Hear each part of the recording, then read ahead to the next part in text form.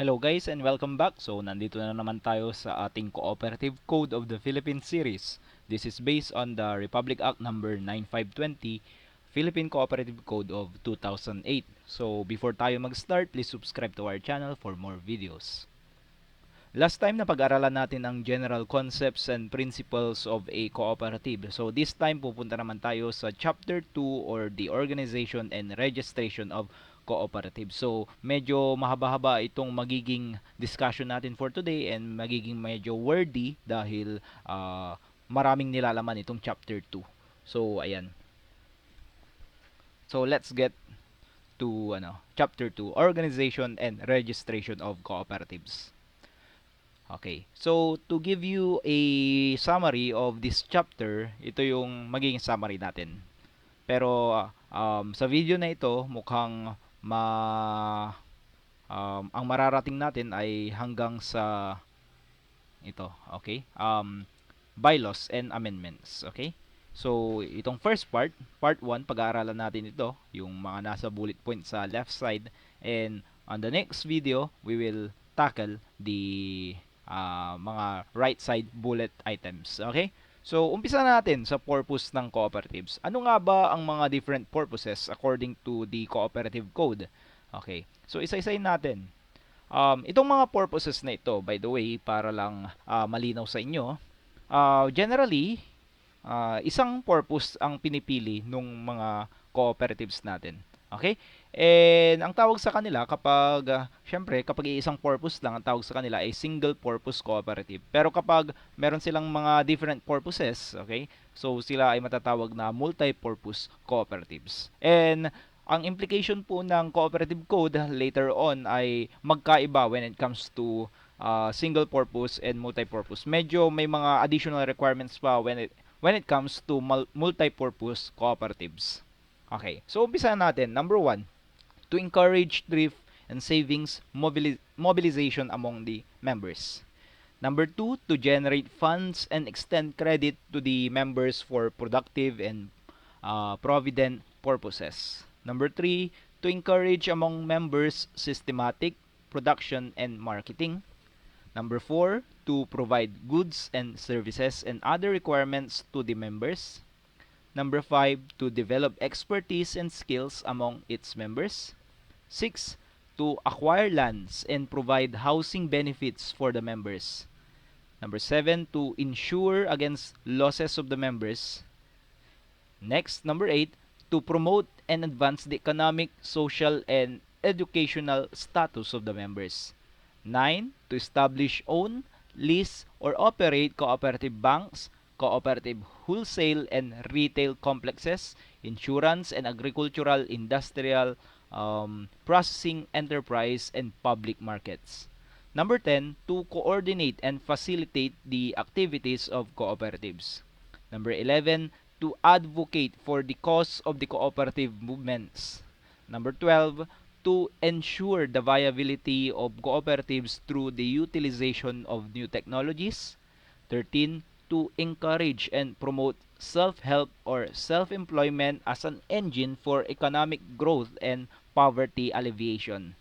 And lastly, to undertake any and all other activities for the effective and efficient implementation of the provisions of this code. So, yan po yung mga different purposes. So, inuulit ko po, pwedeng isa sa mga purposes lang na yan ang maging purpose ng isang cooperative or combination of those na mga nabanggit. So, kapag combination siya or all, sabihin na natin, siya ay matatawag na multi-purpose cooperative.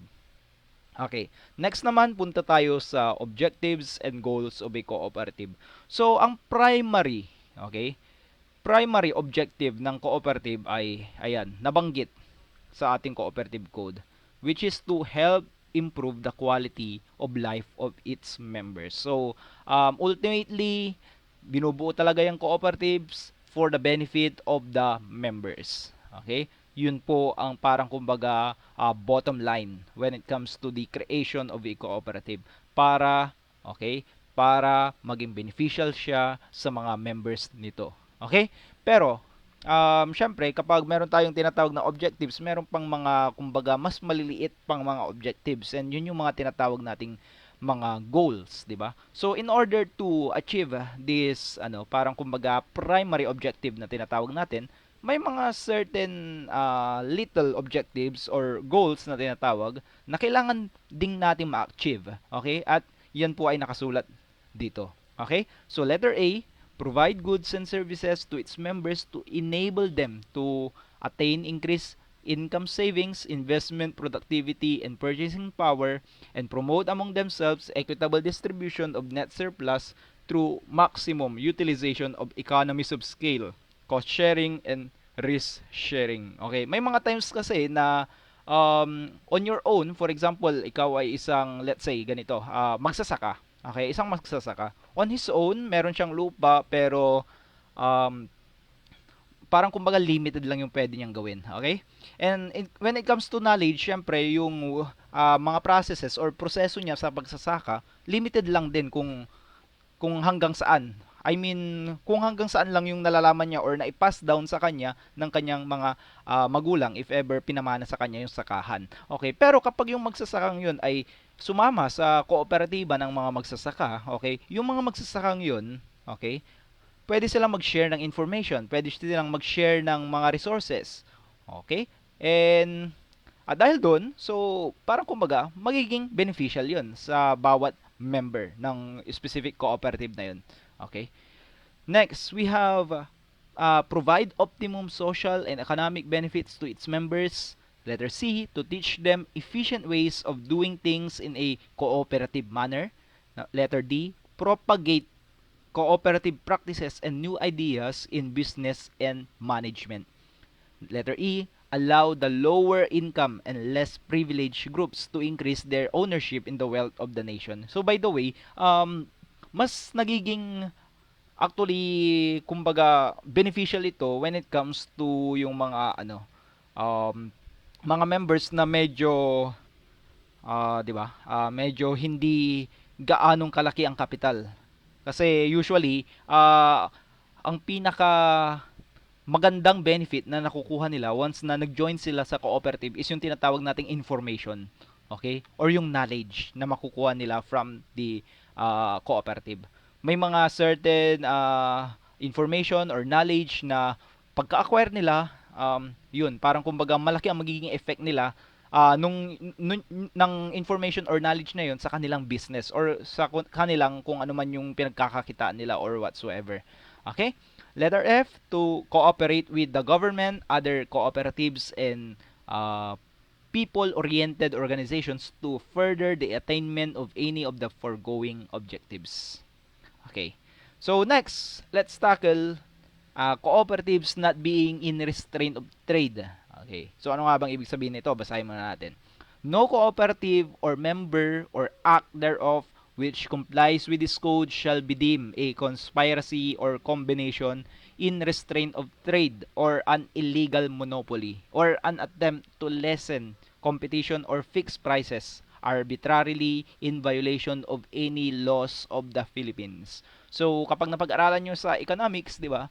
When it comes to mga businesses, it's very important na meron tayong tinatawag na competition. Okay, dahil the more the competitive the market, the more na mas nagiging high quality yung mga products and services dahil yun nga they strive to achieve yung tinatawag nating parang to become better and better. Okay? However, kapag nagkakaroon ng monopoly, okay, may chance na kayang-kaya nilang i-manipulate yung prices and syempre wala tayong magagawa as consumer. Okay? So, yung cooperative hindi po ganun yung pangarang kumbaga objective niya.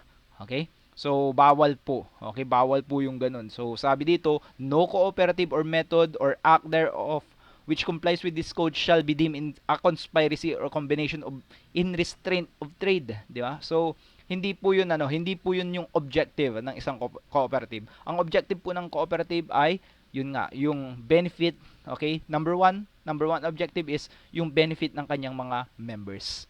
Okay? And nothing more. Okay? Next, what are the different cooperative powers and capacities? So, ayan, may mga nabanggit tayo dito. Okay? Number one, to the exclusive use of its registered name and to sue and be sued on that name. Okay? So pwede kang magkaso ng kung sino man using the cooperative name, or pwedeng kasuhan yung cooperative. Okay? On its own name, syempre.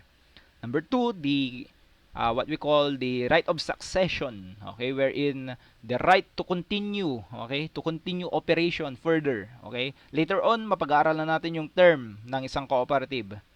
Next, number three, to amend its articles of cooperation in accordance with the provisions of this code. So, pwede niyang, kayang-kanyang baguhin yung kanyang tinatawag nating articles of cooperation. Pero ano nga ba yan? Later on, mapag-aaralan natin kung ano yan.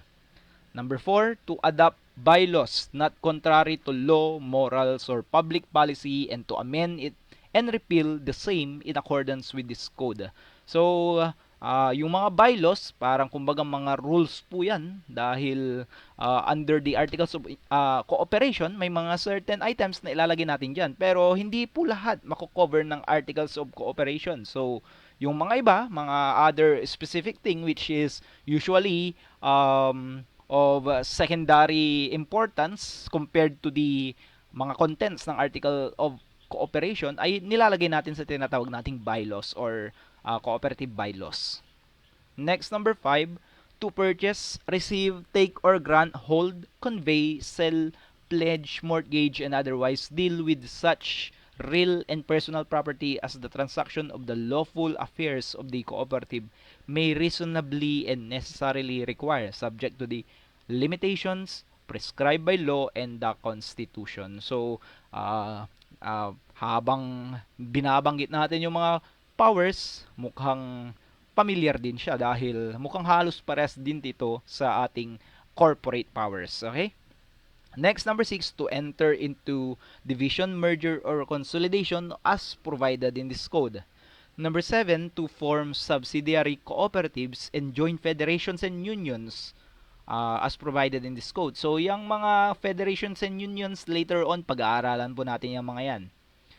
Okay? Next, to avail of loans, be entitled to credit, and to accept and receive grants, donations, and assistance from foreign and domestic sources subject to the conditions of said loans, credits, grants, donations, or assistance that will not undermine the autonomy of the cooperative. So, kung nakaka-receive man siya ng mga ganyan, mga loans, credits, grants, sana parang kumbaga independent pa rin yung cooperative. Kumbaga, yung mga members pa rin ang magiging kumbaga top governing body within that cooperative. Hindi yung mga nagbigay ng loan na yon or nagbigay ng credit or nag-grant ng mga kung ano-ano or nag-donate, di ba?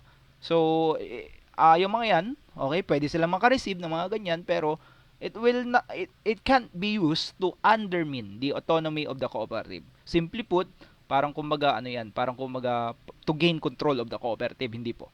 Okay? Mananatiling nasa kamay ng mga members or the General Assembly, kasi yun yung ano, kapag we are referring to all the members, we refer to the General Assembly, nasa kamay ng General Assembly pa rin yung governing power. Okay?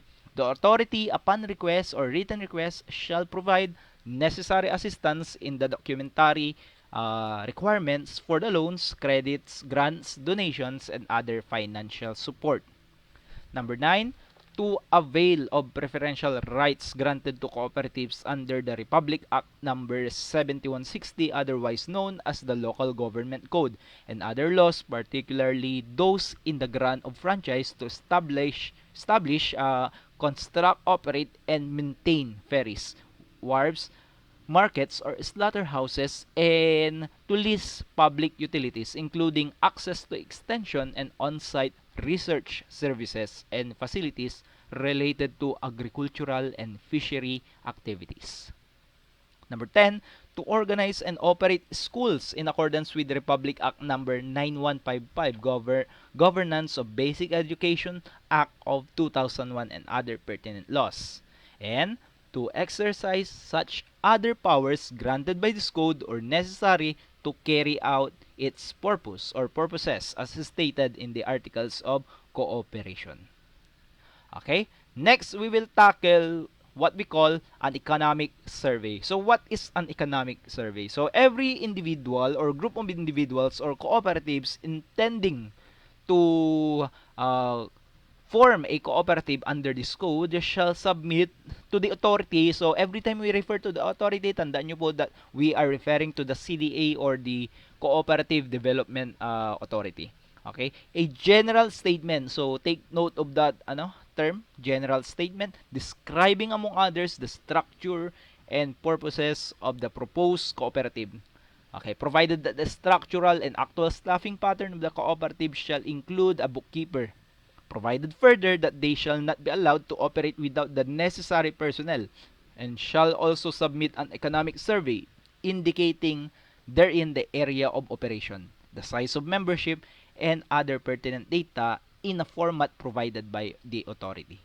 Okay. So, malinaw po dyan yung requirement ng tinatawag nating economic survey. So, kailangan kasi na malaman dito na parang kumbaga ready ba ang isang kooperatiba na mag-operate. Okay? Kasi kung mapapansin ng authority or ng CDA na wala naman kayong mga empleyado, wala naman kayong mga ganito, hindi naman kayo ready para mag-operate. So, paano na magiging cooperative yan? So, parang ganun. Okay? So, kailangan ng tinatawag nating economic survey, which is a general statement that describes all the things na nasabi natin kanina. Okay? Next, what is the liability of members when it comes to a cooperative? Okay, so a cooperative duly registered and this code shall have limited liability. Okay? Ibig sabihin, kung ikaw ay member, ang liability mo lang ay up to the extent ng na-contribute mo sa ating cooperative. So, tatandaan nyo po yan.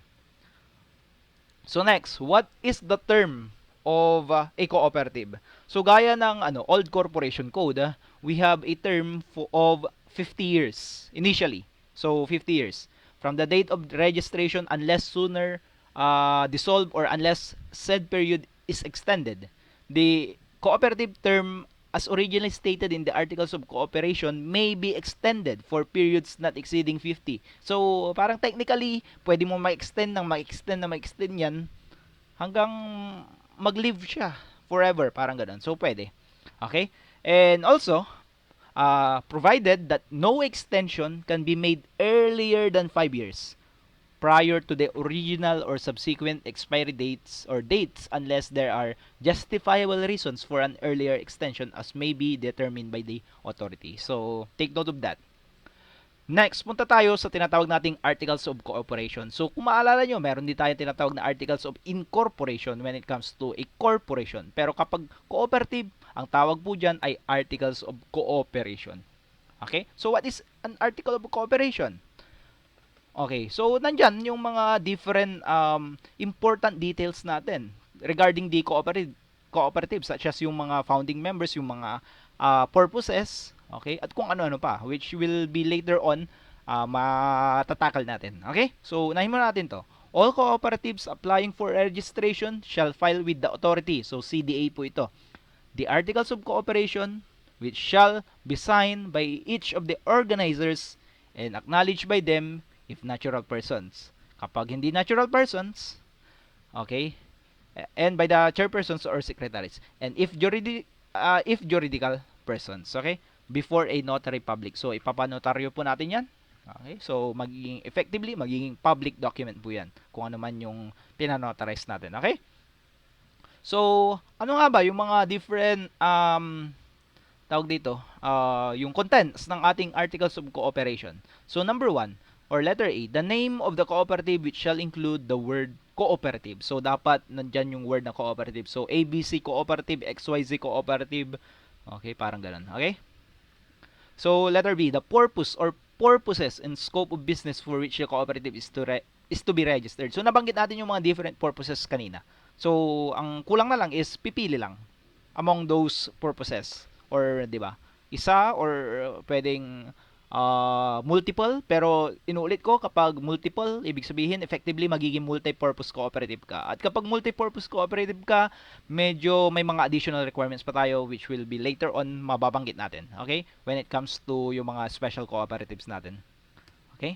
Letter C, the term of existence of the cooperative which is by default 50 years or pwedeng mas mababa doon.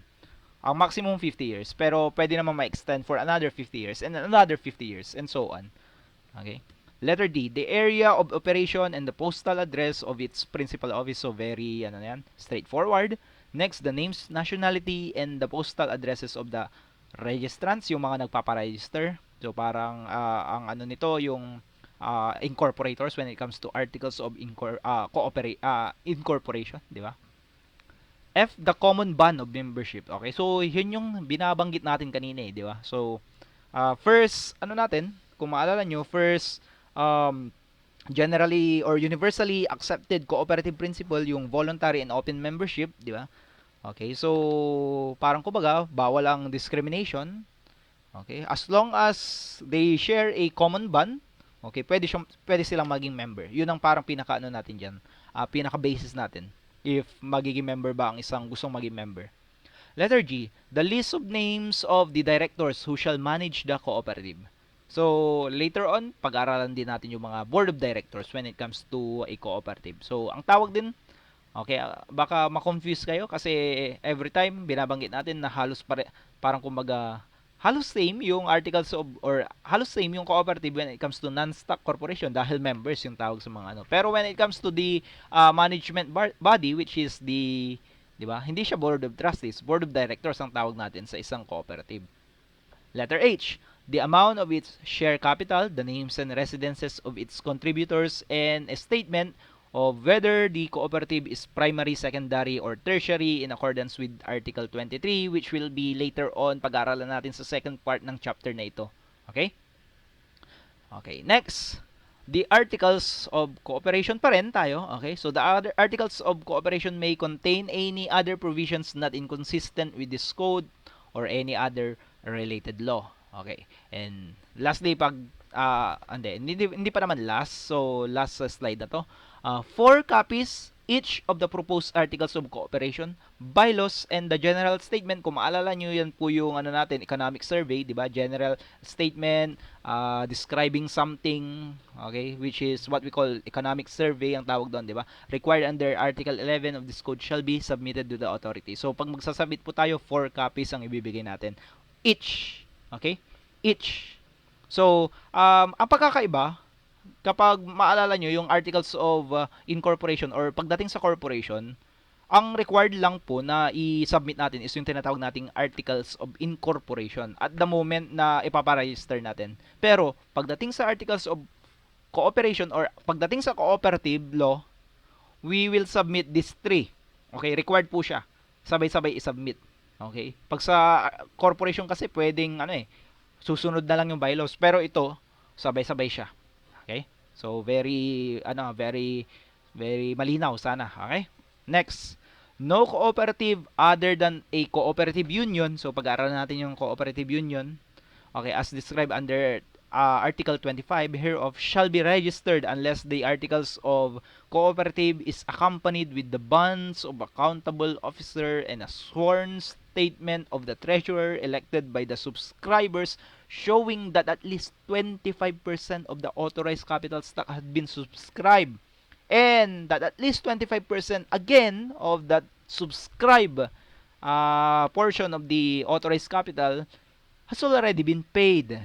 Okay? So, again, another, provided that in no case shall the paid up capital be less than 15,000 pesos. So, this is the general rule when it comes to the capital of a cooperative.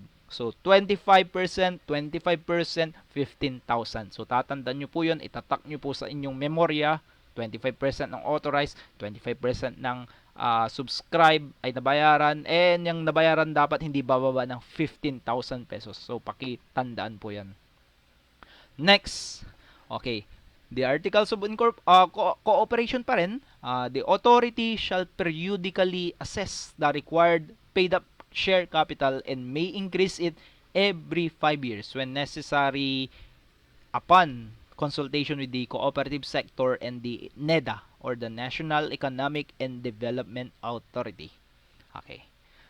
So ayan, pagdating naman sa amendment of Articles of Cooperation or yung babaguhin natin yung nilalaman ng Articles of Cooperation, kailangan po ng 2/3 vote of all members with voting rights. Okay? So, without prejudice to the right of the dissenting members to exercise their right to withdraw their Membership under Article 30. So, pag-aralan natin yan pag nakarating tayo sa Article 30. Okay. So, paano naman yung yung formalities? Okay, so basahin natin yung formalities when it comes to amendment. So, sabi dito, both the original and amended articles and or bylaws, so nag-apply din tong rule na to when it comes to bylaws, shall contain all provisions required by law to be set out in the articles of cooperation and bylaws. Amendment shall be indicated by underscoring or otherwise appropriately indicating the change or changes made, and a copy of the amended articles or amended bylaws duly certified under oath by the cooperative secretary and a majority of the directors stating the fact that said amendment or amendments to the articles of cooperation and or bylaws have been duly approved by the required vote, which is 2/3 na banggit natin kanina, of the members. Okay? All amendments to the article of cooperation and or bylaws shall be submitted to the authority or the CDA. The amendments, kailan siya magte-take effect? Upon the approval by the authority. Or kapag hindi in-approve, or parang kumbaga walang action na ginawa yung authority or the CDA within 30 days from the date of filing if not acted upon by the authority, di ba? For a cause not attributable to the cooperative. Kumbaga kasalanan ng authority, bakit hindi niya ginawa yung trabaho niya. So within 30 days, automatically ma-approve siya. Okay? So, by the way, ang pinag-usapan natin dito, yung approval ng amendment. Okay? Amendment. Next, punta naman tayo sa bylaws. So, ano nga ba yung bylaws? Nabanggit natin kanina, may mga certain things na hindi nakalagay sa Articles of Cooperation pero nilalagay natin sa bylaws. Kumbaga, yung mga bylaws kasi, yung mga different rules, di ba? Mga specific rules na gusto nating i-lay down. Okay? Or mga kailangang sundin. Okay? Ng mga members. Okay? So, each cooperative to be registered under this code shall adopt bylaws not inconsistent with the provisions of this code. So, the bylaws shall be filed at the same time as the articles of cooperation. So, malinaw na malinaw dyan. Nabanggit natin ulit. Sabay, ipa-file ang bylaws, tawag dito? Articles of cooperation and the general statement of yung economic survey na nabanggit natin kanina. Okay? So, what are the contents of the bylaws? So, number 1, the qualifications for admission to membership and the payment to be made or interest to be acquired as a condition for the exercise of the right of membership. Letter B, the rights and liabilities of membership, which is, di ba, when it comes to liability, di ba, meron tayong tinatawag na limited liability. Pero when it comes to the rights, may mga certain rights din tayong mababanggit further on sa ating series, di ba? Pero right now, hindi muna natin babanggitin yung mga different rights na yan. Okay? Pero maraming rights yan. Depende sa kung anong cooperative yun. Okay? Next, letter C, the circumstances under which membership is acquired, maintained, and lost. Letter D, the procedure to be followed in cases of termination of membership. Pag ayaw mo na, gusto mo nang tumiwalago, ano ba ang kailangan mong sundan na proseso? Letter E, the conditions under which the transfer of a share or interest of members shall be permitted. So, ayan. Okay? Next, letter F, the rules and procedures on the agenda, time, place, and manner of calling, convening, and conducting meetings, quorum requirements, voting systems, and other matters relative to the business affairs of the General Assembly, Board of Directors, and committees. Okay, next, the general conduct of affairs of the cooperative, including the powers and duties of the General Assembly. So, which is the highest governing body na nabanggit natin kanina. Next, the Board of Directors, which is the managing body. Okay? And committees, which is the body of something, which is very specific, di ba? And other officers, di ba? And their qualifications and disqualifications. Which is, actually, mababanggit natin yung mga minimum qualifications, disqualifications ng mga yan, pero later pa. Okay? Next, the manner in which the capital may be raised and the purpose for which it can be utilized. Letter I, the mode of custody and of investment of net surplus. Net surplus, mapag-aralan natin yan sa siguro bandang dulo yan. Okay? Letter J, the accounting and auditing systems ng isang cooperative, which is ngayon, syempre, kailangan na yan dahil medyo makabago na yung ating technology or medyo hindi tayo makakasabay if hindi tayo gumamit ng mga makabagong technology. K, the manner of loaning and borrowing including the limitations thereof. L, the method of distribution of net surplus. Mababanggit natin mamaya yung mamaya, hindi pala mamaya, sa mga susunod na videos natin, yung distribution ng net surplus. Okay? May parang kumbaga general rule tayo na susundan. Okay? Pero yung kasi parang kumbaga ang parang nakaset lang sa cooperative code parang minimum, maximum, parang ganun. Pero yung specific distribution kung paano, yung specific percentage, okay, nakasalalay kung ilan ang ilalagay mo sa bylaws. M, the manner of adopting, amending, repealing, and abrogating bylaws. N, a conciliation or mediation mechanism for the amicable settlement of disputes among members, directors, officers, and committee members of the cooperative. And lastly, other matters incident to the purposes and activities of the cooperative. So, ayan. Mukhang last topic natin in this video.